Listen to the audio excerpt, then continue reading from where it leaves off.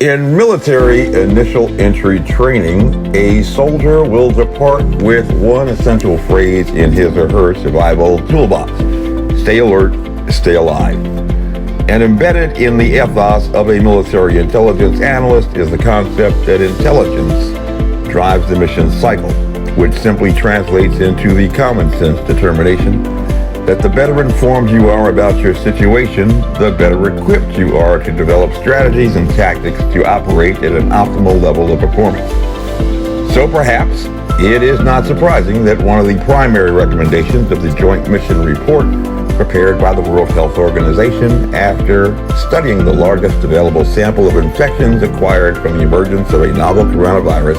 in the Hubei province was that one of the best ways to prevent infection and to survive was to keep the general public informed. However, on June 13th, the Washington Post published a widely syndicated article to announce that a spate of new research supports wearing masks to control coronavirus spread, but began by stating that 4 months of discord about the coronavirus epidemic have transformed the cloth mask into a potent political symbol, touted by Democrats as a key part of communal responsibility, labeled by some GOP leaders as a sign of government overreach, and as a scarlet letter pinned on the weak. Accordingly, the information that we receive about this pandemic pathogen is interrupted by a filtered mask based upon our political preferences, and in an environment in which the Pew Research Center determined, dating back to 2016 presidential elections, has become increasingly more emotionally rooted and personal than rational, which has an adverse effect on our situational awareness, even on an issue like a mandate to wear facial coverings. So with the recent announcement to delay the transition to phase 3, 55,775 cases of infection, 5,692 hospitalizations, and 1,583 deaths attributed to infection from SARS-CoV-2 in Virginia alone. For the next few minutes, let's just review the facts and issues regarding masks simply from a perspective of providing the best available information for you to accept or reject based on your personal or political preferences. Most would agree that over 1,500 deaths in Virginia, while well under half the mortality required to satisfy the threshold for a local epidemic by standards of the CDC, would merit some caution to the reasonable person about a public health concern, but may be divided on the issue of a mandate to wear facial coverings. But simply from a legalistic perspective, because of due process considerations guaranteed to all state residents under the 14th Amendment, the Commonwealth actually cannot mandate that any resident don a facial covering to prevent them from infecting others without establishing good cause that that resident is in fact infected, is in need of medical treatment, presents a danger to self and or others, and is unable or unwilling to do so. That is simply your constitutional right, which you cannot be compelled to forfeit, but you certainly are free to do so if you wish. And on May 26, Executive Order 63, signed by Governor Ralph Northam and his State Health Commissioner, Dr. Muhammad Norman Oliver, made it mandatory for all patrons over the age of 10 entering, exiting, traveling through, and spending time in certain public places to cover their mouth and nose with a face covering, with certain exceptions. But one less publicized and widely misunderstood provision of the order states specifically that medical grade masks like an N95 or N100 and other personal protective equipment of medical grade should be reserved for medical personnel. Translation: if you are not a medical personnel person, and you are not engaged in medical personnel activity, that mask is illegal for you to wear in public. This language regarding medical grade protection is often described in the law as a bridge that links the executive order, in this case, to VA Code Section 18.2-422, which since 1950, for security reasons, has made it a Class 6 felony to wear a mask in public, with few notable exceptions for anyone over the age of 16. The provision in the Virginia Code that states that the declaration of a disaster or state of emergency by the governor in response to a public health emergency, where the emergency declaration expressly waives this section, defines the mask appropriate for the emergency and provides for the duration of the waiver, and the bridge language makes it very, very clear with regard to any medical grade protective equipment that the executive order does not waive this authority to prosecute any individual found in public with an N95 mask. Don't do it. And therefore, since to date in the Commonwealth, there is only one court challenge brought by my campaign to the wearing of masks in public. By default, you have at least accepted the mandate to don a mask in public that is not of medical grade, and even may, if you so desire, wear a bandana upon recommendation by our doctor governor to protect yourself from microbial infection from a lethal pathogen that has killed almost 120,000 Americans to date and almost 450,000 worldwide. And so the more pertinent question becomes for you then, to what degree the protection that you are required to wear and have agreed to wear in certain public places may provide. Interestingly, just like a series of strategies to preserve PPE that were published as late as March by the CDC, recommending multiple options specifically for preserving N95 masks for medical personnel from cancellation of elective surgeries to withdrawing the availability of N95 masks to visitors. As far back as 2 decades ago, the National Institute for Occupational Safety and Health, NIOSH, was already planning for the contingency of a pandemic crisis, at that time assuming it might be influenza A, and using a Model 8130 automated filter tester, conducted tests on a variety of household items, including Hanes sweatshirts, that might be recommended as a substitute for the general public. A test using the gold standard device for this procedure, but waited to optimize the probability for an endorsement for non-medical grade protection in 2010. They actually used salt. But sadly, even under optimized conditions, NIOSH was unable to do so. And this failure to decades ago is the driver of evolving science, most recently, on medical masks now that unthinkable contingency has arisen, with great pressure to assure the general public and people freaking out wearing masks in cars from a non-airborne pathogen that a safe option is available to them as a substitute for a medical mask. The only physician serving as a state governor even went to the extent of going to a local prison, a location at high risk for an outbreak through a community infection,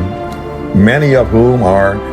persons of color, who he is now taking down statues and other things to appease,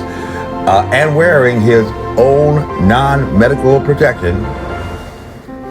around his neck like a do-it-yourself ascot to assure his black brothers, Latino brothers, that despite being confined in small places for extended periods, they would be safe. On the advice of a doctor, that without medical grade protection, and has gone even further to recommend to the general public that a bandana, with his country doctor voice, would actually protect it from infection, from a microbial infection by a lethal pathogen, despite being a former Army surgeon who knows or should know that a military officer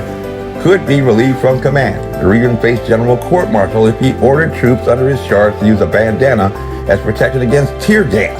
which in its smallest configuration for active ingredient is still yet 6 times larger than the largest SARS-CoV-2 particle, and deployed it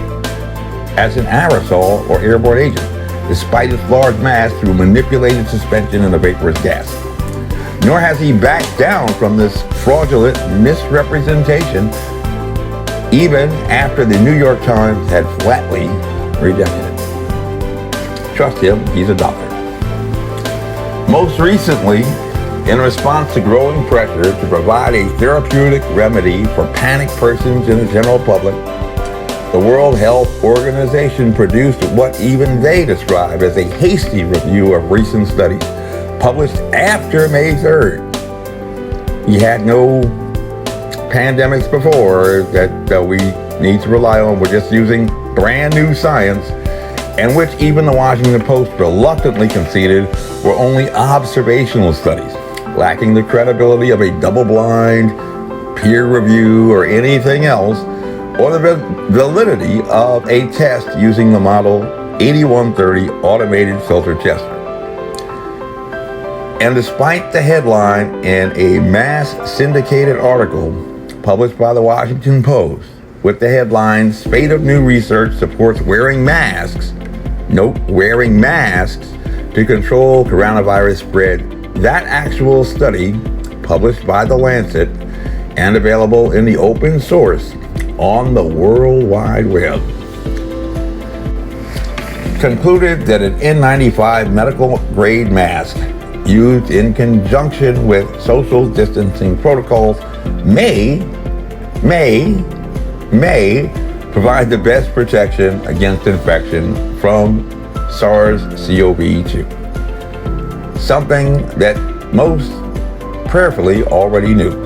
and of no value at all to anyone in the general public who cannot wear an N95 medical grade mask under penalty of prosecution for a Class 6 felony. And to avoid legal liability buried deep within the Washington Post article, the researchers who conducted the study cautiously stated that the protection afforded by anything less than a medical grade mask is inconclusive. No comment. A slim reed upon which to stake your life, and on dubious grounds. All other ground is sinking sand. Days later, on June 16th, in panic reinforcement of this dubious study, the Royal Society, very British and stiff upper lip, hastily produced results of a modeling study expressly prepared because of the weak endorsement for non-medical grade masks provided by the World Health Organization. The publication of this projection model study was also widely syndicated in the press, with impressive discussions about our values. Say that again, our values, lending the feel of rigorous science, in complement to the appealing effect of the colorful graphs for visual learners that appear in the actual study. However, like in nature, where bright colors serve as a warning to animals about danger in their environment, is only a projection or speculation based upon what should be valid assumptions. But this study buries an assumption in a linked footnote to a University of Illinois at Urbana-Champaign study published back in April, titled "Performance of Fabrics for Homemade Masks Against Spread of Respiratory Infection Through Droplets, a Quantitative Mechanistic Study." And that study relies upon a wholly incredible assumption that not 2 or 3 ply cotton, but rather 1 ply cotton possesses a 98% effectiveness at prevention of microbial infection from a lethal pathogen, an imperviousness exceeding that of an N95 medical grade mask. The important thing that you need to think about in terms of this University of Illinois study and also the Royal Society study, this is researchers sitting around thinking about what may happen. There is no animals are being harmed inside this study. No people are being harmed inside this study because it's all something that is theoretical. This is a theoretical study based upon assumptions. And this assumption is that one-ply cotton is just as effective against prevention of a microbial infection as a latex condom. To attempt to lend credibility to itself, the study suggests that even if one-ply cotton provided only 40% effectiveness, this infection prevention would provide sufficient protection to flatten the rise in infections, but that is a fantastical assumption because the 2010 NIOSH study concluded that any substitute under the most optimized conditions for medical grade protection would provide at best only 10% effectiveness. And if you remember from college, your logic and valid assumptions, that pretty much invalidates this logic. Yet going further, the most recent University of Illinois study suggests that protection afforded by one-ply cotton may be higher, even higher, because it is not hydrophobic like an N95 mask, and so cannot repel water, but rather is hydrophilic, or will operate to absorb the water that makes up the droplets containing the microbial infectious particles. Okay, now think about that just without even being a scientist. It's not repelling the water, it is letting the water evaporate on your mask with those infectious particles in it that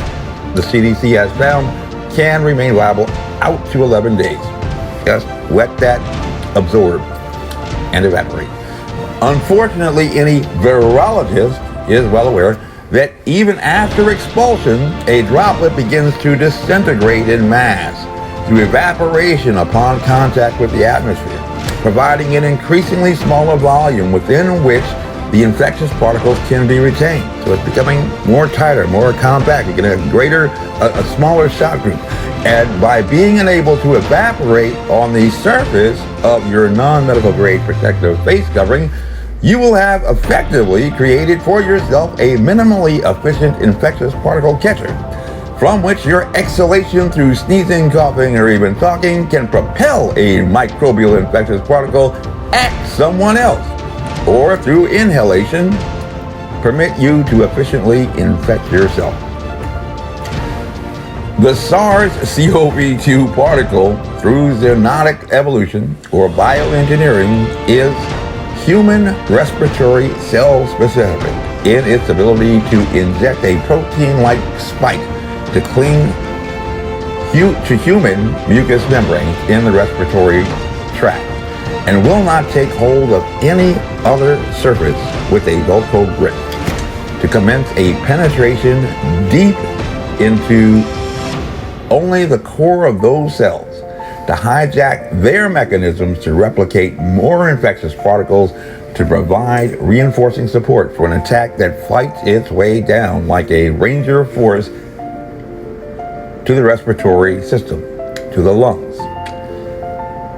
for its most fatal effects. It will not do that to your finger. It will not do that to your toe. It will not do that to your chest. But it will do that if it gets into your respiratory tract. And if your party loyalty compels you to believe that a bandana or anything less than medical grade protection will prevent that result at risk of your life, it is a free country, and that is your choice. My name is Major Mike Webb, and I am running for U.S. Congress with liberty, honor, and excellence. By God, we shall make America great again. Honest.